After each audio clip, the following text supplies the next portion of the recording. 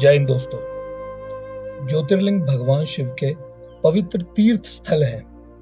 ऐसा माना जाता है कि स्वयं भगवान शिव ने इन स्थानों का दर्शन किया था, इसीलिए भक्तों के हृदय में इनका विशेष स्थान है। भारत में ऐसे 12 ज्योतिर्लिंग हैं। ज्योतिर्लिंग का अर्थ है प्रकाश का स्तंभ। स्तंभ प्रतीक यह दर्शाता है कि इसका ना कोई आरंभ है ना कोई अंत। मल्लिकार्जुन ज्योतिर्लिंग, जिसे दक्षिण का कैलाश भी कहा जाता है, आंध्र प्रदेश के कुर्नूल जिले में श्री शैलम में कृष्णा नदी के तट पर स्थित भगवान शिव के 12 ज्योतिर्लिंगों में से एक है। यह एकमात्र ऐसा स्थान है जहां 12 ज्योतिर्लिंग और 18 शक्तिपीठों का दिव्य संगम है। इस ज्योतिर्लिंग की कहानी जुड़ी है गणेश और कार्तिकेय से।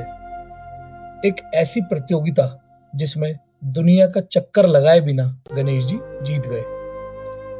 एक दिन भगवान शिव और माता पार्वती के सामने एक सवाल था।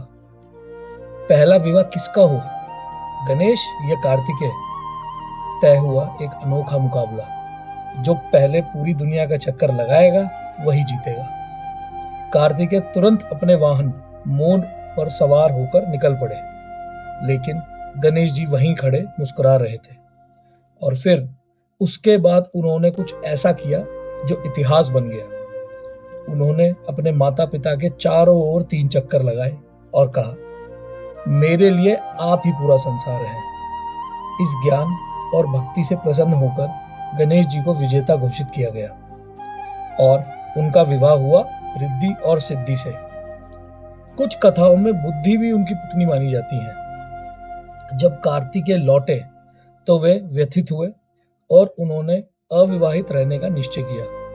हालांकि कुछ तमिल कथाओं में उन्हें 2 पत्नियों वाला बताया गया है। वे क्राउंच पर्वत पर जाकर बस गए। उनके माता पिता उनसे मिलने वहां आए और इसीलिए वहां दोनों के लिए एक एक मंदिर है, शिव का लिंग और माता पार्वती का शक्तिपीठ।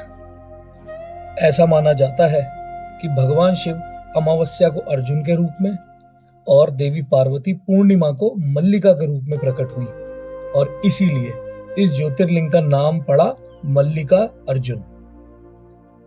ऐसे ही सनातन धर्म से जुड़ी और जानकारी के लिए हमें सपोर्ट करने के लिए हमारे रील्स को शेयर कीजिए, लाइक कीजिए और हमें फॉलो कीजिए।